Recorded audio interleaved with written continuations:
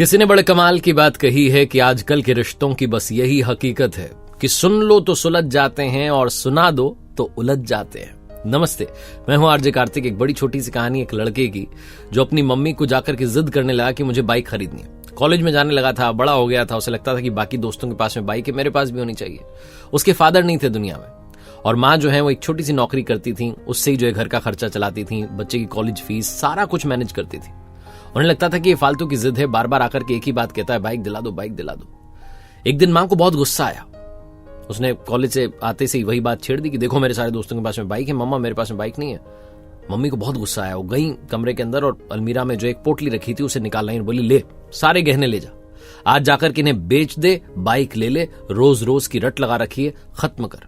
मैं रोज रोज का झगड़ा नहीं कर सकती तुझसे, बार बार एक ही बात नहीं समझा सकती कि बेटा हमारे पास में घर चलाने के लिए पैसा नहीं है, जैसे तैसे घर चल रहा है, तू नौकरी करे तो ले लेना बाइक। लड़का भी गुस्से गुस्से में पोटली लेकर के चला गया कि मम्मा मैं तो आज बाइक ला करके ही रहूंगा। जिद सवार थी उसे। पहुंच गया एक ज्वेलर की शॉप में। ज्वेलर के सामने जाकर के वो पोटली रख दी और बोला, ये लो गहने, बताओ क्या दाम दोगे। ज्वेलर ने पहले तो ऑथेंटिक है कि नहीं, असली है कि नहीं, वो चेक की ऑथेंटिसिटी। समझ में आ गया असली गहने हैं। लेकिन ज्वेलर को यह भी समझ में आ गया कि बड़े संभाल करके रखे गए थे, बड़े पुराने, बहुत समय से जो है सहेज के रखे हुए थे।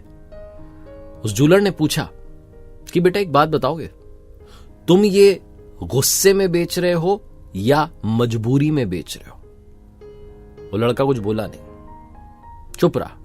ज्वेलर ने फिर थोड़ा और जो है उससे बात करने की कोशिश की तो लड़के ने बोल दिया गुस्से में कि अरे मुझे बाइक लेनी है, मम्मा मुझे बाइक नहीं दिला रही है, परेशान हो गया हूं कह करके, बाकी दोस्तों के पास में बाइक है, मेरे पास में बाइक नहीं है, ये कोई बात होती है।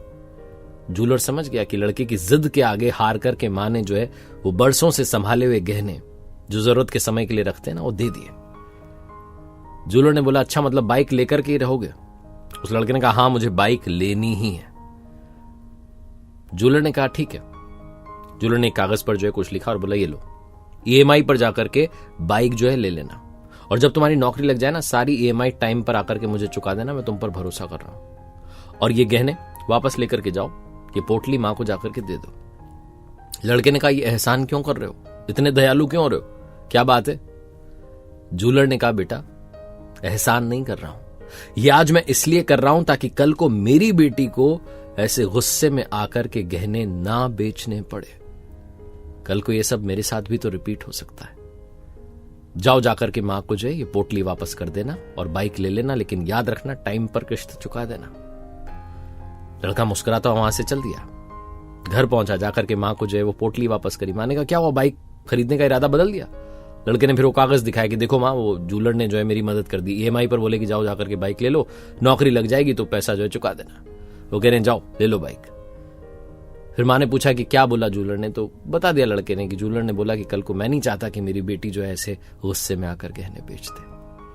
मां ने समझाया अपने बेटे को कि बेटा ये जो गहने होते हैं ना, ये सबसे बड़ी अमानत होते हैं, कभी माँ बाप को इतना मजबूर मत किया करो कि वो गुस्से में आकर के कुछ फैसला ले लें।